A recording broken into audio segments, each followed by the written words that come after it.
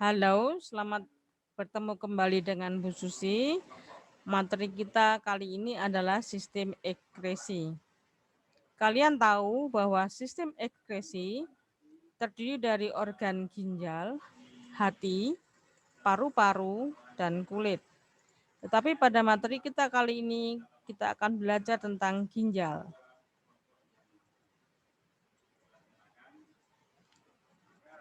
Ketika SMP, kalian sudah mempelajari bagaimana proses di ginjal, yaitu membuang sisa metabolisme dengan proses menyaring darah.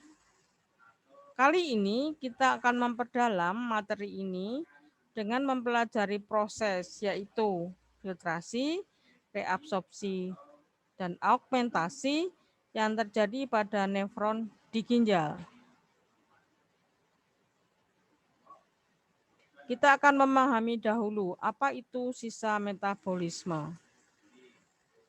Sisa metabolisme adalah proses respirasi sel di mana glukosa, asam amino, asam lemak, dan gliserol melalui proses respirasi akan menghasilkan sisa metabolisme berupa urea, asam urat, kreatin, air, dan karbon dioksida.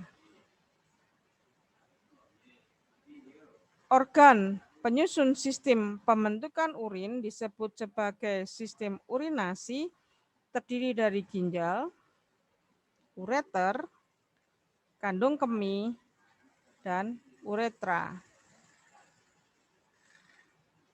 Proses pembentukan urin terjadi pada unit yang disebut sebagai nefron, di mana proses itu terjadi melalui 3 tahap, yaitu filtrasi, reabsorpsi, dan augmentasi. Proses itu terjadi pada bagian yang disebut glomerulus, tubula ginjal, yang nantinya akan dibuang melalui kandung kemih. Mari kita lihat satu demi satu proses tersebut. Proses yang pertama adalah proses filtrasi. Apa yang terjadi di glomerulus? Di glomerulus, darah akan masuk melalui arteri aferen menuju glomerulus. Nah, darah itu berisi sari-sari makanan, sisa metabolisme, ion, protein darah, dan sel-sel darah. Glomerulus memisahkan protein darah dan sel-sel darah dengan bagian-bagian yang lain. Maka setelah melalui glomerulus, sisanya berupa air, ion, sari-sari makanan, urea, asam urat, dan kreatinin akan menuju ke tubula ginjal. Ini yang disebut sebagai urin primer. Selanjutnya, melalui proses yang pertama tadi, maka urin tidak akan mengandung protein ataupun sel-sel darah. Proses berikutnya adalah proses yang terjadi di tubula ginjal, yaitu sepanjang tubulus proksimal, lengkung Henle, dan tubulus distal. Apa yang terjadi pada proses reabsorpsi adalah sari-sari makanan yang lewat sepanjang tubula ginjal ini akan masuk ke pembuluh darah kapiler peritubuler. Sedangkan pembuluh darah akan menambahkan sisa metabolisme menuju tubula ginjal. Dari proses ini, sari-sari makanan yang sudah diserap melalui tubula ginjal, maka pada urin sekunder tidak akan ada sari-sari makanan. Proses tadi yang terjadi adalah proses penyerapan sari-sari makanan, air, ion, dan vitamin mineral. Pada proses urin sekunder, tidak akan terdapat sari-sari makanan.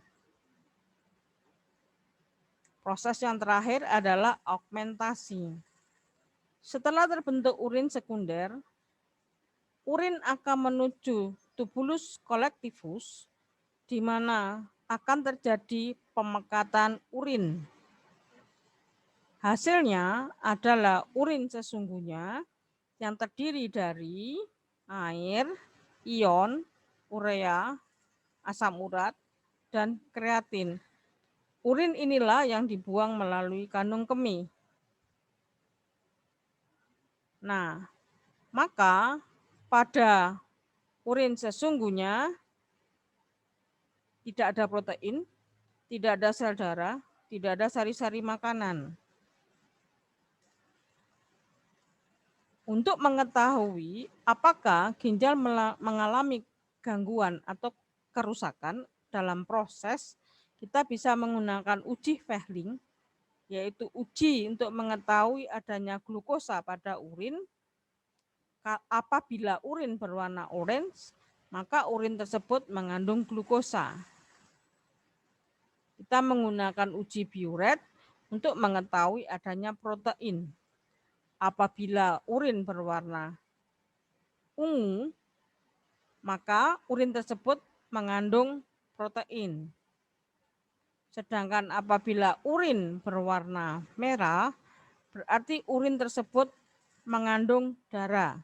Sebagai indikasi bahwa orang tersebut telah mengalami infeksi bakteri ataupun ada batu pada proses di ginjalnya.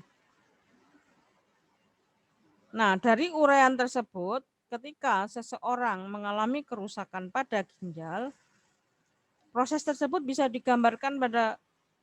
dilihat pada gambar ini.